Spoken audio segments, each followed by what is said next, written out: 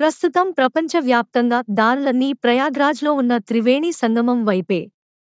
ఎందుకంటే మహాకుంభమేళాలో పుణ్యస్నానాలు ఆచరించేందుకు కోట్లాది మంది ఆసక్తి చూపుతున్నారు. జనవరి 13న ప్రారంభమైన ఈ ఉత్సవంలో దాదాపు 10 కోట్ల మందికి పైగా పుణ్యస్నానాలు ఆచరించినట్లు అధికారులు చెబుతున్నారు. ఈ మహా కుంభమేళా వచ్చే నెల అంటే ఫిబ్రవరి 26వ తేదీ వరకు జరగనుంది. ఈ సమయంలో ఏదో ఒక రోజు త్రివేణి సంగమంలో పుణ్యస్నానం ఆచరిస్తే సకల పాపాలు తొలగిపోతాయని, ఎంతో పుణ్యం లభిస్తుందని చాలా మంది నమ్ముతారు. అందుకే అఘోరాలు, సామాన్యులు, నాగా సాధువులు, ఇతర సాధువులు ప్రయాగ్రాజ్ వెళ్లి స్నానాలు చేస్తున్నారు. ఈ ఉత్సవానికి రోజురోజుకు భక్తుల రద్దీ విపరీతంగా పెరుగుతోంది. అయితే ఇన్ని రోజులు ఒక ఎత్తు అయితే జనవరి 29న శ్రవణ నక్షత్రంలో మౌని అమావాస్య రావడంతో ఈ రోజుకు మరింత ప్రాధాన్యత ఏర్పడింది. ఈ శుభముహూర్తంలో పుణ్యస్నానం ఆచరించాలని చాలా మంది ఆసక్తిగా చూస్తున్నారు. ఈ పవిత్రమైన రోజున గంగా స్నానం చేస్తే ఎంతో పుణ్యం దక్కుతుందని, రాజ స్నానం తర్వాత దానధర్మాలు చేస్తే ఖచ్చితంగా శుభ ఫలితాలొస్తాయని చాలా మంది నమ్ముతారు. అనంతరం శివయ్యను స్మరించుకుంటూ తమ పూర్వీకులకు నీరాజనాలు అర్పిస్తారు. ఇలా చేయడం వల్ల సకల శుభాలు కలుగుతాయని నమ్ముతారు. ఈ సందర్భంగా మహాకుంభ మేళాలో మౌని అమావాస్య రోజున ఏ సమయంలో స్నానం చేయాలి, ఏమేం దానం చేయాలనే పూర్తి వివరాలను ఇప్పుడు తెలుసుకుందాం. స్నానం ఎప్పుడు చేయాలంటే, మౌని అమావాస్యను మౌనంగా ఉండే అమావాస్య అని కూడా అంటూ ఉంటారు. ఈ పవిత్రమైన రోజున మునులు మౌనంగా ఉంటారు. మౌని అమావాస్య రోజున బ్రహ్మ ముహూర్తంలో నిద్ర లేచి స్నానం చేయాలి. ఈ పవిత్రమైన రోజున పూర్వీకుల ఆత్మశాంతి కోసం శ్రాద్ధ కర్మలు, తర్పణం చేయాలి.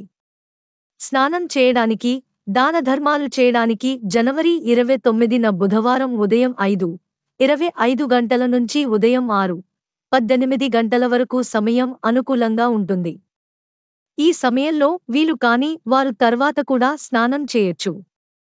ఎందుకంటే ఈ రోజు రాత్రి 9:22 గంటల వరకు సిద్ధి యోగం కూడా ఉంటుంది. ఇలా చేయడం వల్ల ఎంతో పుణ్యం లభిస్తుందని పండితులు చెబుతారు. కుంభమేళాకు వెళ్లలేని వారు ఇలా చేయాలి. మౌని అమావాస్య రోజున పవిత్ర నదులలో స్నానం చేయాలి. ఈ పర్వదినాన శ్రీహరి లక్ష్మీదేవిని, గంగామాతను పూజించాలి. మౌని అమావాస్య రోజున మౌన ఉపవాస దీక్షను ఆచరించాలి.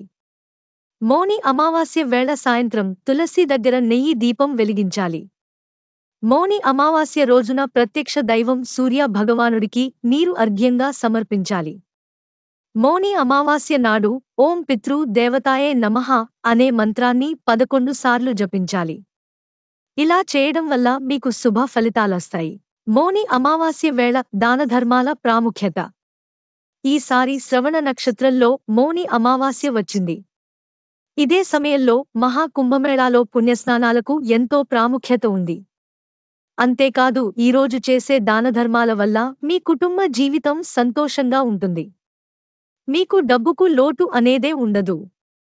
పూర్వీకుల ఆత్మశాంతి కోసం తర్పణాలు సమర్పించాలి.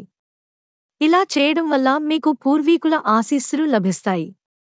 ఈ పర్వదినాన పేదలకు మీ శక్తి, సామర్థ్యం మేరకు దానధర్మాలు చేయాలి.